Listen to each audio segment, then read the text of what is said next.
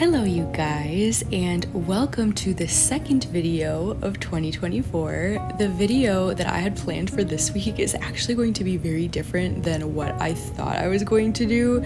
That's happened many times. That's why this video is a little bit later than I like to release them during the week, but I am pretty intentional about asking God if there's something specific that He would like me to share before I pick from my list of things that I would like to get to. And I felt like He wanted me to share in a passage that I have been spending a lot of time in this past week, and something that He is currently challenging me on. And I'm actually going to read this passage and invite you to receive something also from the Lord with me.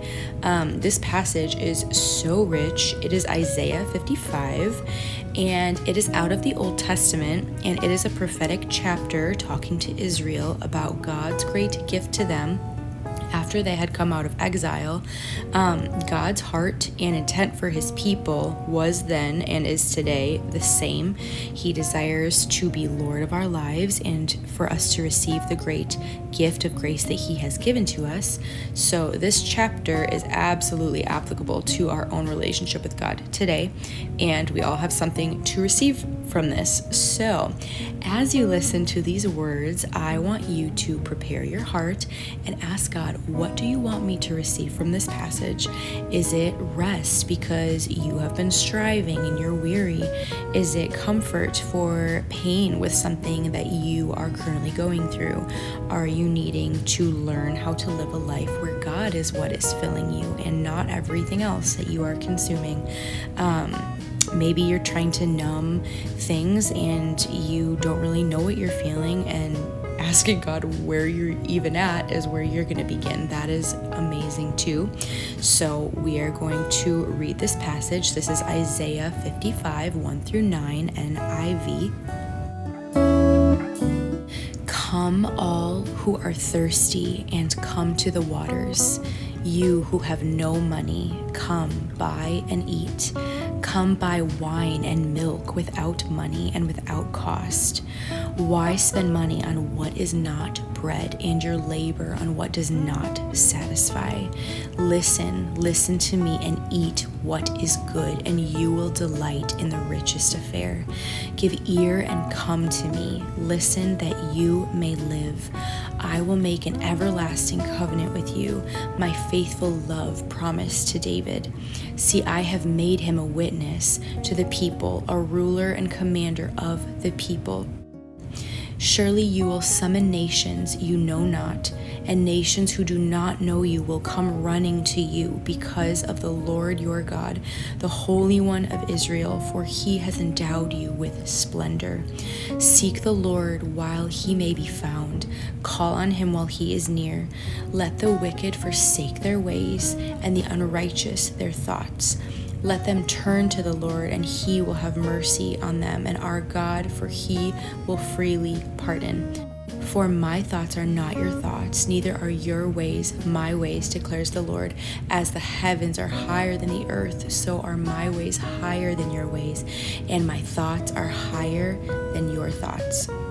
So this passage is comparing how we experience hunger and thirst in our physical bodies to how we have a need for God physically and spiritually.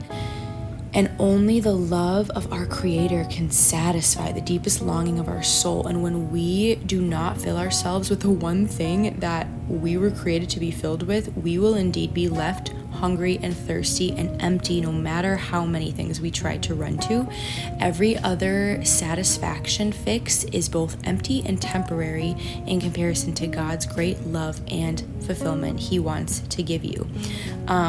Christians are absolutely capable of filling ourselves with things that are empty and fleeting, things that we go to when we are stressed or upset or tired or whatever. If it is before God, it's before Jesus, it's easy to do this actually, and these things aren't even necessarily always bad.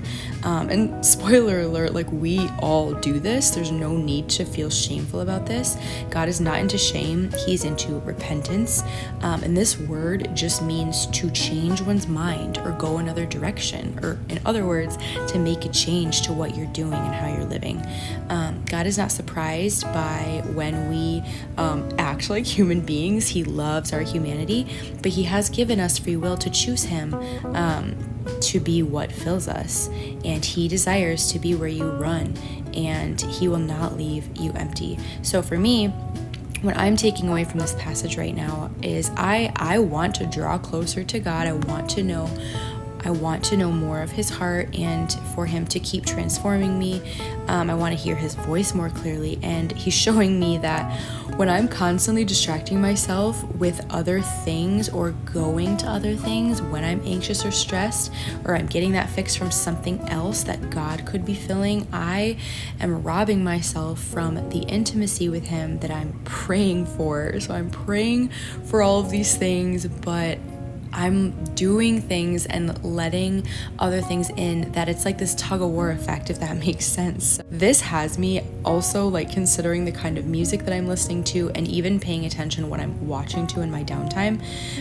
This concept I have revisited over and over again throughout the years many times, and each time I experience a lot more depth in understanding the importance of why we do need to go to God first to get our fill and satisfaction. He will not leave you empty. He will not leave you dry. He has what you need, and choosing him first is a form of trusting that he is who he says he is to you. So that is all we have for today. I am really excited for you to receive whatever you are needing from the Father today. And if you want, I would love to hear what you feel like God is stirring in your heart from this passage, and what you are needing to receive from him. Thank you so much for coming. I hope you guys have an amazing week, and I will see you next week as always.